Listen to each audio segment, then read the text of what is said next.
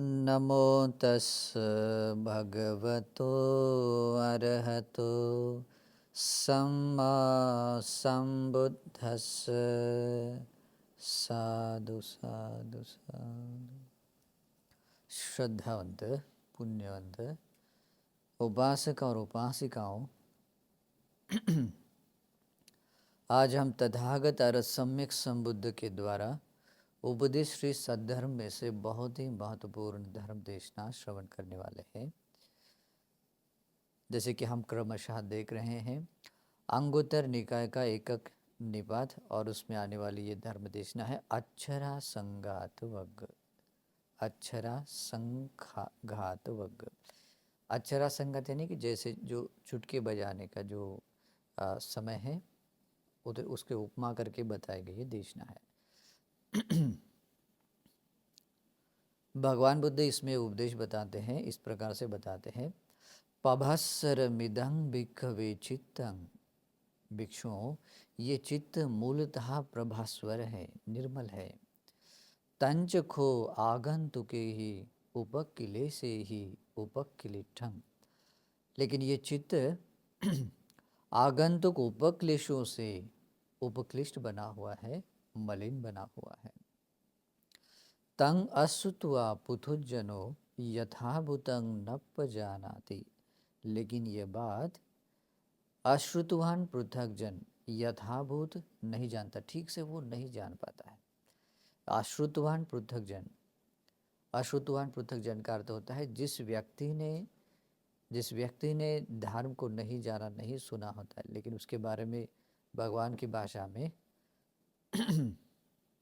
कहें तो ऐसा बोलते हैं आर्यानंग अदस्सावी। जिस व्यक्ति ने भगवान बुद्ध या भगवान के श्रावकों को देखा नहीं है।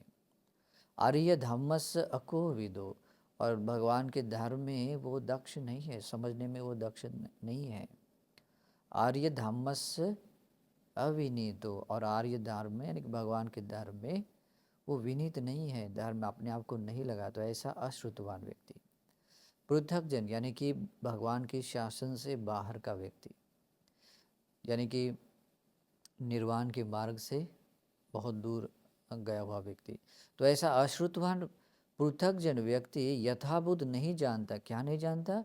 कि ये चित्त मूलतः प्रभास्वर है और ये आगंतुक उपक्लेशों से क्लिष्ट बनता है, मलिन बनता है। और ये न जानने के कारण ही भगवान क्या कहते हैं, तस्मा असुतवतो पृथक जनस चित्त भावना नति। और इसीलिए इसी कारण से अश्रुतवान पृथक जन व्यक्ति को चित्त भावना नति ति वदामि।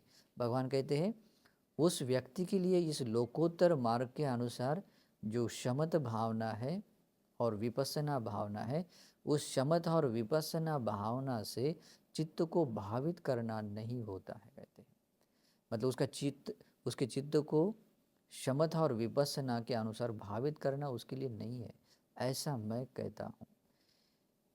तो भगवान ने एकदम क्लियरली बता दिया है कि भगवान का धर्म अश्रुतवान पृथक जन व्यक्ति के लिए है ही नहीं है। क्यों? वो व्यक्ति इससे प्रयोजन नहीं ले सकता। क्यों? क्योंकि वो नहीं जानता है चित्त के स्वभाव को। और इसी कारण से वो व्यक्ति शमत और विपස්සना के अनुसार, ये भावना है शमत भावना विपස්සना भावना, इसके अनुसार अपने चित्त को भावित नहीं कर सकता है और उसके लिए ये भावना है ही नहीं है, ऐसा मैं कहता हूँ, ऐसे भगवान कहते हैं। लेकिन भगवान आगे ये भी कहते हैं पभस्सर मिदं भिक्खवे चित्तं। भिक्षुओं, ये चित्त मूलतः प्रभास्वर है, निर्मल है। तंच खो आगंतुके ही उपक्लेशे ही विपमुत्तं। और ये चित्त, ये जो आगंतुक उपक्लेशों से उपक्लेश होता है, लेकिन आगंतुक आने वाले उपक्लेशों से विपमुक्त विमुक्त भी होता है। तंग सुतवा आर्य साव को यथाभूतं पजानाति। और यह बात श्रुतवान आर्य श्रावक यथाभूत जानता है, बहुत अच्छी तरह से जानता है। तो श्रुतवान आर्य श्रावक उस व्यक्ति को कहते हैं जिस व्यक्ति ने, कोई भी व्यक्ति क्यों न हो, जो व्यक्ति आर्यानं दस्सावी, इसका मतलब होता है कि जिसने भगवान को या भगवान के श्रावकों को देख लिया है, मतलब उसने पहचाना हुआ है। आर्य धम्मस्य को विदो, भगवान के धर्म में वो बहुत दक्ष है। आर्य धम्म में सुविनीतो, यानी कि आर्य भगवान के धर्म के अनुसार, मतलब वो प्रतिपादन करने वाला, वो अपने आप को लगाने वाला है। और ऐसा होने के कारण ही वो भगवान के धर्म में श्रद्धानुसार, धर्मानुसार या श्रोतापन्न बन सकता है। इस कारण से वो श्रुतवान आर्य श्रावक बनता है। और वो व्यक्ति ये बात बहुत अच्छी तरह से पहचानाती, यथाभूतं पहचानाती, यथाभूतं पहचानाती, बहुत इंपॉर्टेंट है। और भगवान इसीलिए कहते हैं तस्मा, इसीलिए सुतवतो आर्य सावकस चित्त भावना अतिथि वदामि थी। और भगवान कहते हैं इसीलिए श्रुतवान आर्य श्रावकों को ही शमत भावना या विपස්සना भावना के अनुसार अपने चित्त को भावित करने की जो भावना है वो करना संभवनीय है, ऐसा मैं कहता हूँ, ऐसे भगवान कहते हैं। यानी कि ये जो शमत भावना है, विपස්සना भावना है, इस भावना के अनुसार अपने चित्त को भावित कर सकता है वही व्यक्ति, जो व्यक्ति श्रुतवान आर्य श्रावक है और यथाभूत इस बात को जानता है कि आगंतुक उपक्लेशों से अपना चित्त जो उपक्लिष्ट बन जाता है तो उससे भी चित्त विमुक्त होता है, क्योंकि चित्त मूलतः प्रभास्वर है। उस व्यक्ति के लिए ही ये चित्त भावना है, शमत भावना, विपස්සना भावना है, ऐसा मैं कहता हूँ, ऐसे भगवान कहते हैं। इसीलिए भी अगर आप लोग चाहते हैं कि मैं भी इस शमत और विपස්සना भावना के अनुसार अपने चित्त को भावित करूं, चित्त को भावित करो, तो आप लोगों को ये जानना, ऐसा बनना, श्रुतवान आर्य श्रावक बनना बहुत जरूरी है। अगर ऐसा नहीं होता है तो नहीं होगा। और ये बनने के लिए क्या करना पड़ेगा? भगवान बुद्ध या भगवान के श्रावक संघ जो है उनको देखने वाला बनना चाहिए और उनके द्वारा उपदेश धर्म को जानने में, समझने में दक्ष होना चाहिए और उस धर्म के अनुसार प्रतिपादन, अपने आप को उसमें लगाने वाला होना चाहिए। फिर आप श्रुतवान आर्य श्रावक बन सकते हैं और तभी आप शमत और विपස්සना भावना कर सकते हैं। भगवान का वचन है, अगर ये नहीं है और आप प्रयास कर रहे हैं तो वो बात नहीं होगी। और जो प्रयास नहीं करते हैं, पृथकजन, अश्रुतवान पृथकजन है, उसके लिए तो ये विषय है ही नहीं है। ठीक है, तो भगवान इस तरह से इसमें बताते। फिर आगे भगवान कहते हैं अचरा संघात मत्तम पिचे भिक्खवे भिक्खु मेत्ता चित्तंग आसेवती। और भगवान कहते हैं भिक्षुओं, जो चुटकी बजाने के समय मात्र में भी कोई भिक्खु अगर मैत्री चित्त का आसेवन कर लेता है, उसके संपर्क में आता है या उससे उसके साथ अपना चित्त उत्पन्न करता है मैत्री के साथ, तो भगवान क्या कहते हैं आयंग उच्चति भिक्खवे भिक्खु आरित झानु विहरति। और भिक्षुओं में वह भिक्षु कहलाता है आरित झानु विहरति, यानी कि वो ध्यान के साथ विहार करने वाला बन जाता है। सत्तु शासन करो, दो शास्त्र तथागत सम्यक संबुद्ध का जो शासन शिक्षा है, उस शिक्षा जो बताई है उसके अनुसार आचरण करने वाला बन जाता है। ओवाद पति करो, और भगवान बुद्ध ने जो अनुशासन दिया है उस अनुशासन के अनुकूल वो चलने वाला है। अमोघंग रट्ठ पिंडंग भुंजति, वो भिक्खु अमोघंग यानी कि जो राष्ट्रपिंड खाते हैं, यानी दूसरों को दिया हुआ जो खाना खाता है, वो खाना उसका खाली नहीं जाता है। मतलब वो अमोघ यानी कि मतलब निरर्थक नहीं जाता है। वो राष्ट्रपिंड खाने, मतलब जो दूसरों को दिया हुआ जो भोजन है, वो भोजन दिया हुआ उस सामने वाले का भी मतलब खाली नहीं जाता है। फिर भगवान कहते कोपन वादो ये न बहुली करोंती थी। तो भगवान ये कहते हैं, तो ये बात तो उसके बारे में तो कहना ही क्या है, जो व्यक्ति मेत्ता चेतो विमुक्ति की भावना बहुलीकृत करता है, केवल बहुलीकृत यानी बहुलता से करता है, फिर उसके बाद कहना ही क्या है, फिर केवल जो आसेवन करता है उससे परिचित मात्र होता है, उससे साथ वो जुड़ना मात्र अगर होता है, तब भी वो ध्यान से रिक्त नहीं होता है। भगवान की शिक्षा है, शासन है, वो करने वाला बनता है। भगवान ने बताया हुआ जो अनुशासन है, उस अनुशासन के अनुकूल विहार करने वाला होता है। और राष्ट्रपिंड जो दूसरों को दिया हुआ जो भोजन है, उस भोजन को जो खाने वाला है तो खाली खाली नहीं जाता है कहते हैं। तो जो व्यक्ति अधिक मात्रा में करता है तो उसको तो कहना ही क्या है। तो इसलिए भी खास करके भिक्खु लोगों ने ये बात ध्यान में रखनी चाहिए, और उपासक लोगों ने भी ये ध्यान में रखनी चाहिए कि मैं भी अगर ध्यान के बिना, मतलब आरिक ध्यान के बिना, यानी कि ध्यान से युक्त रहने वाला अगर मैं बनूं, या भगवान का शासन करने, भगवान की शिक्षा का अनुगमन करने वाला बनूं, भगवान ने बताया हुआ जो अनुशासन है या आदेश है उसके अनुकूल मैं व्यवहार करने वाला बनूं, तो आप लोगों को भी चाहिए कि मेत्ता चेतो विमुक्ति के साथ में क्या करना है, उसका आसेवन करना है। आसेवन करने ने कि जो ऐसी कोई घटना आ जाती है, वो घटनाओं के साथ में मैत्री भी जगाता है, या उसको देखता है तो देखने के साथ में मैत्री चित्त भी जागता है, या और भी अपने शरीर शरीर से कुछ क्रिया करते, क्रिया करने से पहले या क्रिया करते करने के साथ में मैत्री चित्त जागता है।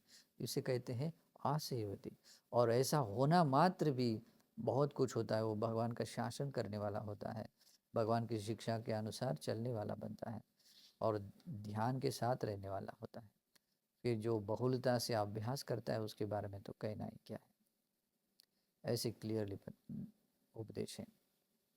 फिर भगवान आगे कहते हैं, अक्षरा संघात मत्तम पिचे भिक्खवे भिक्खु मेत्ता चित्तं भावेति।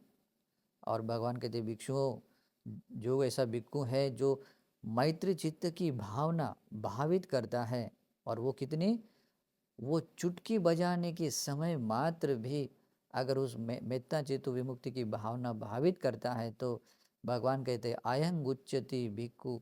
और मैं उस व्यक्ति, उस भिक्खु को कहता हूँ, उसके बारे में ऐसा मैं कहता हूँ कि वो भिक्खु क्या है, आरित झानो विरति, मतलब ध्यान से विरहित, ध्यान से विरहित, ध्यान के बिना विहार न करने वाला, यानी कि ध्यान से युक्त विहार करने वाला वो व्यक्ति बनता है। साथ में सत्तु शासन करो, यानी कि शास्त्र का शासन करने वाला वो व्यक्ति बन जाता है। शास्त्र ने जो शिक्षा बताई है कि ये ऐसा ऐसा करो, तो ये जो शिक्षा बताई है वो शिक्षा के अनुसार करने वाला होता है। ओवाद पति करो, ओवाद का अर्थ होता है कि कुछ बात न करने के लिए बताते हैं और कुछ करने के लिए बताते हैं। तो वो जो अनुशासन है, अववाद बोलते हैं उसको, तो वो भी उसके अनुकूल व्यवहार करने वाला बनता है। और साथ में वो भिक्खु अमोघं रट्ठ पिंडं गुंजति, उसका जो दूसरों ने दिया हुआ जो भोजन है वो भोजन ग्रहण करना, वो खाली नहीं जाता है, अमोघ यानी कि हिस नहीं जाता है, खोखला नहीं बनता है, वो राष्ट्रपिंड मतलब दूसरों ने दिया हुआ भोजन करने के योग्य बनता है। और भगवान कहते कोपनवादो, उसकी तो बात ही क्या है, ये नंग बहुली करन करन करोन्ती थी। इसको कट करके फिर बोलता हूँ, ये नंग बहुली करोन्ती थी। और भगवान बुद्ध कहते हैं जो लोग, जो भिक्खु बहुलता से मेत्ता चेतो विमुक्ति की भावना करता है, उसके बारे में तो कहना ही क्या है। वो तो 100% ध्यान के साथ ही विहार करने वाला, शास्त्र का शासन करने वाला, भगवान ने बताए हुए अववाद अनुशासन के अनुकूल व्यवहार करने वाला, और राष्ट्रपिंड मतलब जो सार्थक रूप से राष्ट्रपिंड यानी कि दूसरों दिया हुआ भोजन करने की योग्यता रखने वाला बंदा ही है। ये भिक्षुओं के लिए और उपासकों के लिए भी बहुत इम्पोर्टेंट है। मैत्री चित्त विमुक्ति की भावना करनी चाहिए, ऐसे भगवान कहते हैं। फिर भगवान कहते हैं अक्षरा संघात मत्तम पिचे भिक्खवे भिक्खु मेत्ता चित्तं मनसी करोति। और भगवान कहते हैं भिक्षुओं, जो भिक्खु मैत्री युक्त चित्त से या उसकी भावना को बस थोड़े से आप चलते फिरते उठते बैठते वो मनसिकार मात्र भी करता है, अपने मन में उत्पन्न करके मनसिकार मात्र भी करता है, और वो भी कितने समय, अक्षरा संगात, बस ये चुटकी बजाने के समय मात्र में भी अगर वो उसकी उस तरह की मेत्ता चेतो विमुक्ति की भावना करता है, मैत्री चित्त के साथ में वो मनसीकार करता है, तो भगवान कहते हैं आयंग उच्चति भिक्खवे भिक्खु। और भगवान कहते हैं कि वो भिक्षु ऐसा कहलाता है आरित ध्यानो विहरति, यानी कि ध्यान के बिना विहार न करने वाला, यानी कि वो ध्यान के साथ में विहार करने वाला बनता है। सत्तु शासन करो, शास्त्र यानी तथागत शास्त्र का शासन करने वाला, शासन के अनुसार आचरण करने वाला बनता है। ओवाद पति करो, भगवान के बताए हुए अनुशासन के अनुसार अनुकूल प्रतिपादन करने वाला। अमोघंग रट्ठ पिंडंग भुंजति, और जो दूसरों ने दिया हुआ भोजन है या जो भी ग्रहण करने वाला उसकी योग्यता रखने वाला बनता है, उसका खाली नहीं जाता। इसके बारे में मैं थोड़ा सा बताता हूँ, क्योंकि ये बात क्लियर होना बहुत ज़रूरी है, क्योंकि भगवान के धर्म को हमें प्रैक्टिकल रूप में धारण करना है। ये जो राष्ट्रपिंड है ना, राष्ट्रपिंड कहते हैं जो भिक्षु की जीवनचर्या होती है, जो भिक्षा में जो भी मिल जाता है उसका परिभोग करते हुए ये ग्रहण कर लेता है। तो उसको उसके बारे में भगवान कहते हैं कि 4 तरह के लोग होते हैं जो राष्ट्रपिंड खाते हैं। एक होता है थेय भोग होता है, यानी कि ऐसा भिक्षु जो बहुत दुशील दुराचारी होता है, अगर वो दूसरे ने दिया हुआ अगर भोजन खा लेता है तो वो भले ही दूसरों ने दिया है लेकिन वो खाने की योग्यता नहीं रखता है, वो लेता है खा लेता है, तो वो चोरी करता है। वो चोरी करने के समान वो पाप कमाता है, वो राष्ट्रपिंड नहीं खा सकता है। उसका राष्ट्रपिंड खाना मोघ युक्त है, मतलब उसके लिए क्या बनता है, चोरी बन जाती है। कोई शिलवान भिक्षु है लेकिन वो भोजन की प्रत्यवेक्षणा किए बिना अगर खा लेता है तो उसके ऊपर कर्जा बन जाता है, इसको बोलते हैं इन भोगो। और राष्ट्रपिंड ऐसा बन जाता है, उसके ऊपर कर्जा बन जाता है। तो इसलिए हम जो खाना खाते हैं उससे पहले प्रत्यवेक्षण करना बहुत इंपॉर्टेंट है। कर्जे वाला नहीं बनना है, कर्जे वाला नहीं बनना है। और भगवान कहते हैं अगर कोई भिक्षु शिलवान भी है, प्रत्यवेक्षणा करता है और धर्म में इस ऐसा पका हुआ है, कम से कम श्रद्धानुसार ही है, धर्मानुसार ही है या श्रोतापन्न आदि है, तो भगवान कहते हैं दाहयत जो भोगो, वो जो राष्ट्रपिंड यानी कि दूसरों ने दिया हुआ भोजन है, वो दाया देने के वारिस के रूप में वो मिलने वाला होता है, वो उसका सही रूप से वो करता है दायत के रूप में। और भगवान चौथा व्यक्ति कहते हैं जिस व्यक्ति ने, जो व्यक्ति अरहंत बना हो, और वो व्यक्ति अरहंत व्यक्ति जब राष्ट्रपिंड दिया हुआ भोजन ग्रहण कर लेता है वो स्वामी भोग होता है, स्वामी भोग, यानी कि वो उसका वो स्वामी बनता है, वो मालिक की तरह भोजन कर लेता है। लेकिन इन क्रियाओं में जो दुशील दुराचारी होकर जो राष्ट्रपिंड खाते वो तो चोरी का उसका तो दोष लगता ही है। लेकिन जो शीलवान व्यक्ति है, और शीलवान व्यक्ति प्रत्यवेक्षणा करता हुआ अगर वो मैत्री चित्त, जैसे कि ऊपर कहा है मेत्ता चित्त को आसेवती, मेत्ता चित्त को मतलब अपने व्यवहार में उसका साथ में जोड़ देता है, आसेवन कर लेता है। और यहाँ देता है मेत्ता चित्त को भावित करता है, यानी कि मैत्री चित्त को उत्पन्न करके उसके अनुसार भावना कर लेता है, भावित करता है। तो भगवान क्या कहते हैं उसके बारे में कहते आयंग उच्चति, उसके बारे में ये वो कहलाता है ऐसा वो भिक्खु क्या आरित ध्यानो, वो जो ध्यान समापत्ति है उसके बिना वो मतलब नहीं है, मतलब अरित ध्यानो विहरति, मतलब ध्यान के साथ में विहार करने वाला है। सत्तु शासन करो, शास्त्र का शासन करने वाला, भगवान के अवध अनुशासन को के अनुकूल व्यवहार करने वाला, और राष्ट्रपिंड खाने वाला, राष्ट्रपाणी खाने की योग्यता रखने वाला, उसका जो खाता है उसका खाली खोखला नहीं जाता है, उसके लिए भी नहीं और सामने वाले को भी नहीं। तो और भगवान ये भी कहते हैं कोपनवाद हो, उसकी तो बात ही क्या है, जो भिक्खु बहुली करोन्ति थी, और जो बहुलता से इस मिथ्या चित्तो विमुक्ति की भावना भावित करता है उसके बारे में तो कहना ही क्या है। कितना अद्भुत ज्ञान है, कितना अद्भुत है। तो ऐसा व्यक्ति जब अपने भीतर धर्म देखता है ना, बहुत आगे जाएगा, बहुत आगे जाएगा। अगर समझो किसी व्यक्ति को भगवान का शासन करने वाला बनने का सौभाग्य बनता है, इससे बढ़कर और क्या होगा। इसलिए भी इसको समझना बहुत जरूरी है। भगवान कहते हैं अक्षरा संघात मत्तम पिचे भिक्कवे भिक्खु मेत्ता चित्तंग मनसि करोति।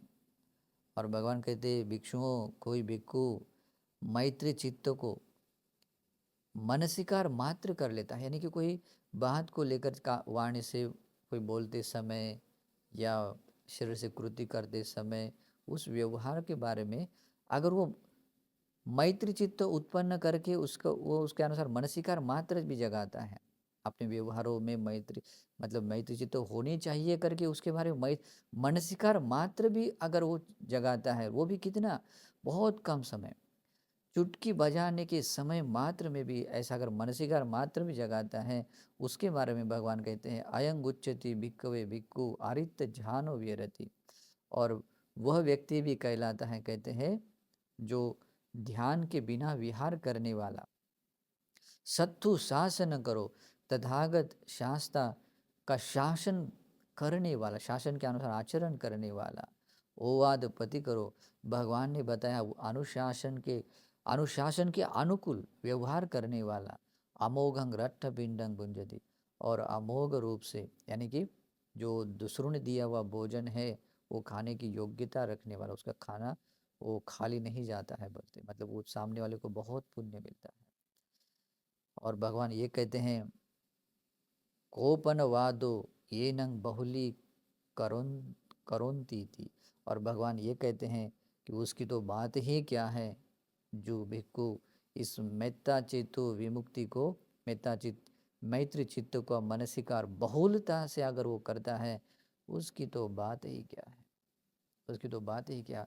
तो उस व्यक्ति को, वो व्यक्ति अगर वैसा रहता है वो तो 100% ध्यान में विहार करने वाला बनता ही है, वो तो भगवान का शासन करने वाला ही बनता है, भगवान की शिक्षा सत्तु शासन का अनुसार आचरण करने वाला, वो अववाद है भगवान का अनुशासन है, अनुशासन के अनुसार अनुकूल व्यवहार करने वाला बन जाता है। और जो लोग उनको भोजन दान देते हैं, कहना ही क्या, उसको इतना पुण्य मिलता है, बहुत पुण्य मिलता है, और उसका खुद का भी वो खाली नहीं जाता है, मतलब वो कर्जे वाला नहीं बनता है, चोरी वाला नहीं बनता है, वो क्या बनता है, और दायज्य बनता है, दायज्य। इसीलिए भी हमारे गुरुजी ने महामहिमा के हर एक सेंटर्स में ये परंपरा है, कोई भी भिक्खु भोजन ग्रहण करता है तो उसके बाद में या तो मैत्री भावना करते हैं, नहीं तो मित्त सूत्र करने में सूत्र का पाठ करते हैं। तो ये चुटकी बजाने के समय मात्र भी क्यों न हो, अगर इस तरह की मेत्ता चित्त मनसिकार कर लेता है, बहुत कुछ अगर बहुलता से करता है तो फिर कहना ही क्या है। तो आप लोग भी ऐसे करना चाहिए कि भगवान का अनुशासन अगर करेंगे तो बहुत कुछ है।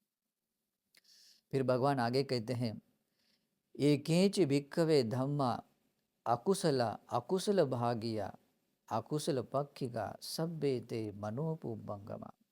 भगवान कहते भिक्षु जितने भी अकुशल धर्म हैं, जितने भी अकुशल मूलतः हम देखे जाएं तो 10 अकुशल कर्म हैं और बाकी उसके अंतर्गत आने वाले बहुत हैं। तो जितने भी अकुशल धर्म हैं, अकुशल के मतलब अकुशल के भाग का मतलब अकुशल के वो अकुशल का भाग है, यानी कि संपूर्ण अकुशल क्रिया नहीं, लेकिन अकुशल कर्म का ही भाग है, अकुशल धर्म का भाग है।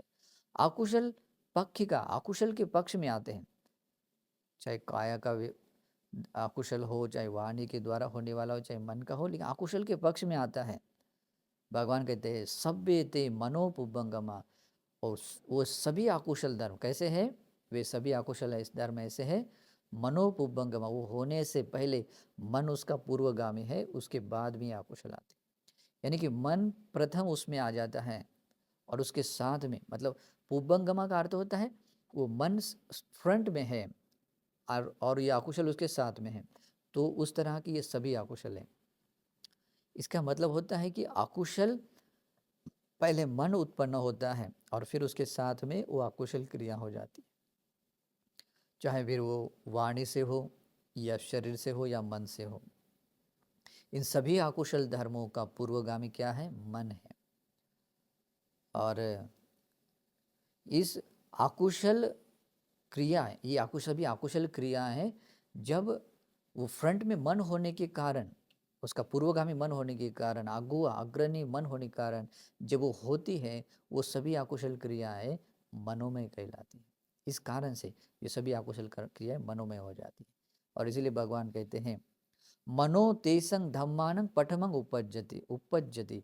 भगवान कहते हैं उस अकुशल क्रियाओं में, अकुशल क्रिया होने से पहले प्रथम क्या उत्पन्न होता है? मन उत्पन्न होता है।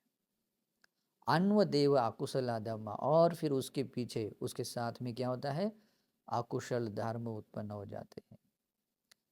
कितना इम्पोर्टेंट बात है, क्योंकि हम अपने शरीर से कुछ कुछ क्रिया करते हैं, वाणी से और मन से कुछ क्रिया करते हैं। अगर वो क्रिया अकुशल है, वो धर्म अकुशल है, या अकुशल के अकुशल का भाग बनने वाले हैं, अकुशल के पक्ष में आने वाले हैं, तो भगवान कहते हैं उसका मन उसका पूर्वगामी है। पहले मन उत्पन्न होता है, फिर उसके बाद में उसके साथ में क्या उत्पन्न होता है? वो अकुशल धर्म उत्पन्न होता है। और भगवान आगे कहते हैं एकेची एकेची भिक्खवे धम्मा कुशला कुशल भागिया कुशल पक्षिका सभ्य ते मनोपुबंगमा।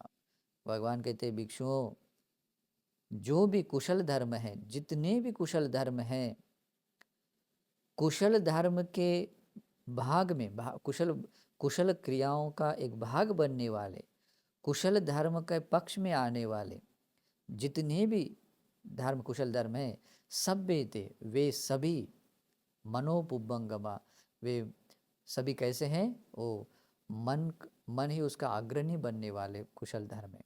यानी कि मन उसके फ्रंट में है और उसके पीछे उसके साथ में क्या है? वे कुशल धर्म हैं। और भगवान कहते हैं मनो तेसंग धम्मानं पठमंग उपज्जति, मन उसमें प्रथम उत्पन्न हो जाता है। अन्वदेव कुशलाधम, और उसके साथ में उसके साथ में कुशल धर्म उत्पन्न हो जाते हैं। ये धर्मता है, सनातन धर्म, इसमें कोई बदलाव नहीं हो सकता। पीछे भूतकाल में भी सेम था, भविष्य काल में भी रहेगा, वर्तमान में रहेगा। इसीलिए ये अकालिक है, ये सनातन है, परम सत्य है, इस अर्थ से है। नहीं तो ऐसे ऐसे ही नहीं बताया जाता है कि भगवान का धर्म त्रिकालिक है करके। कुछ लोग अज्ञानी होते बोलते हैं कि मैंने ऐसे सन्यासियों को भी कहते हुए देखा है, अरे वो भगवान का वो पास्ट भूतकाल 3000 साल पहले का धर्म है, अभी कुछ काम का नहीं है ना। बहुत अज्ञानी, इतने बेवकूफ़ लोग हैं कि सोच नहीं सकते। चाहे भिक्खु हो, चाहे उस उपासक हो, फिर बाकी पृथकजन व्यक्ति की बात ही क्या है।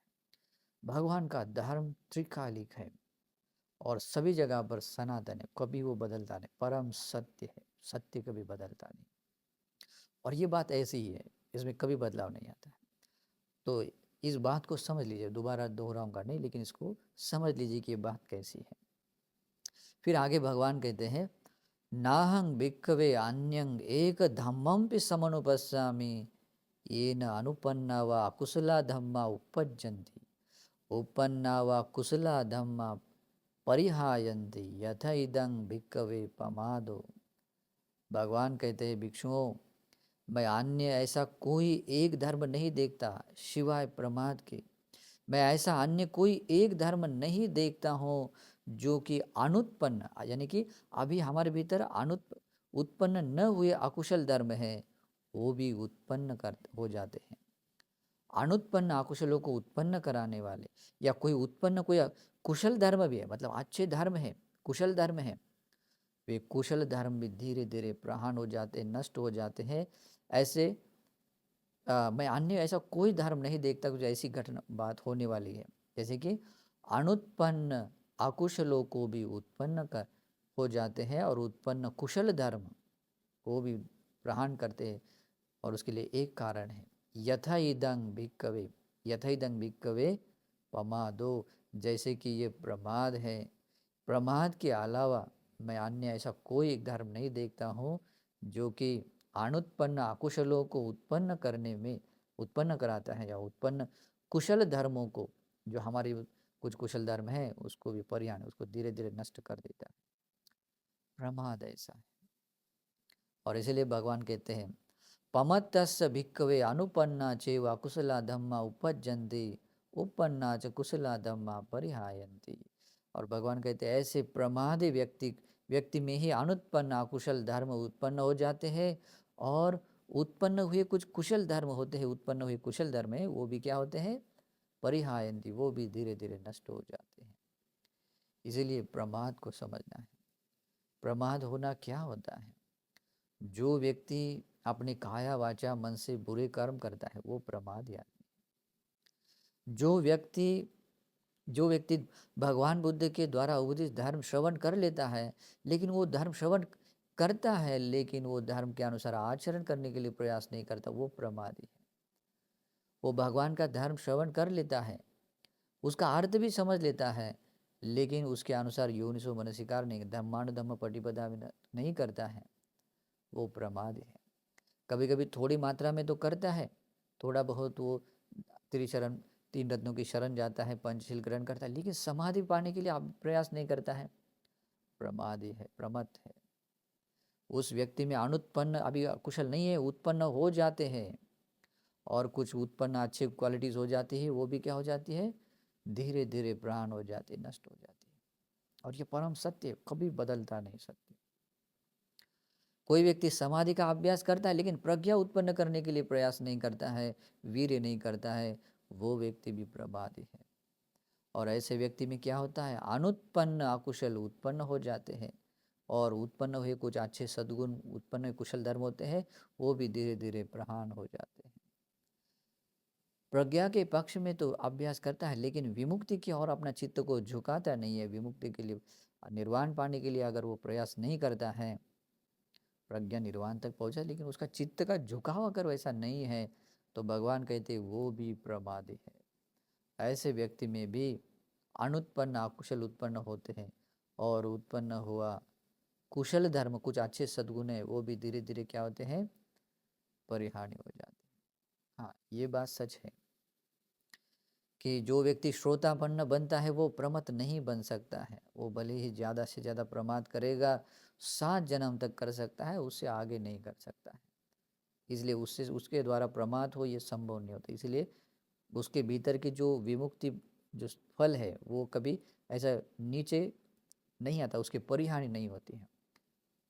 श्रोतापन्न व्यक्ति की परिहानि कभी नहीं होती। ओके, लेकिन वो अगर सकदागामी के लिए थोड़ी देरी कर रहा है तो उसमें भी थोड़ा सा प्रमाद भाव है, लेकिन उसका प्रमाद भाव होने मात्र से उसका अमंगल नहीं होगा। ठीक है, ये बात ध्यान में रखनी है। फिर भगवान आगे कहते हैं, नाहं भिक्खवे अन्यं एक धम्मं पि समनुपस्सामि येन अनुपन्ना वा कुशला धम्मा उपपज्यन्ते उपपन्ना वा अकुशला धम्मा परिहायन्ति यथा इदं भिक्खवे अपमादो। भगवान कहते भिक्षुओं, मैं अन्य ऐसा कोई एक धर्म नहीं देखता हूँ जो कि अनुत्पन्न, अभी उत्पन्न नहीं है, अनुत्पन्न कुशल धर्मों को भी उत्पन्न कराता है। उत्पन्न कराने में, या उत्पन्न कोई अकुशल होता है, उसके भीतर कहीं कोई अकुशल धर्म है, वो भी धीरे धीरे वो खत्म कर देता है, नष्ट कर देता है, नष्ट वो कर सकता है। ऐसा मैं अन्य कोई एक धर्म नहीं देखता। कौन सा ऐसा धर्म है? भगवान कहते हैं यथ इदं भिक्खवे अपमादो, जैसे कि यह अप्रमाद है, जैसे कि ये अप्रमाद है, इस अप्रमाद को मैं देखता हूँ। इसके अलावा अन्य ऐसा कोई धर्म नहीं देखता हूँ जो कि अनुत्पन्न कुशल धर्मों को उत्पन्न कराने में, और उत्पन्न अगर कोई अकुशल धर्म है तो उसको परिहानि करने में, नष्ट करने में कारण बनता हो। तो ये अप्रमाद ऐसा है। अप्रमाद अगर कोई अप्रमादी अगर भिक्खु कोई विहार करता है, बहुत मंगल, बहुत मंगल। उसके भीतर कभी भी अकुशल उत्पन्न नहीं होते हैं। उसके भीतर तो हमेशा कुशल धर्म ही उत्पन्न, अभी कुशल धर्म नहीं है, कुशल धर्म ही उत्पन्न होते हैं।